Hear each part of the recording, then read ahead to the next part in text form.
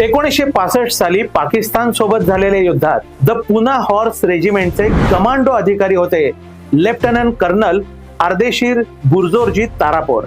दैनिक पुढारी आयोजित आणि प्रशांत भिरंगे आचार्य अकॅडमी प्रायोजित गाथा परमवीरांच्या तिथल्या फिल्लोरा गावावरती त्यांची तुकडी चाल करून गेली. तेव्हा पाकिस्तानी सैन्यानं भारतीयांच्या वरती प्रतिहल्ला केला. तारापोर यांनी व्यूहात्मक जागा न सोडता आपल्या मागे असणाऱ्या पायदळाचं संरक्षण केलं.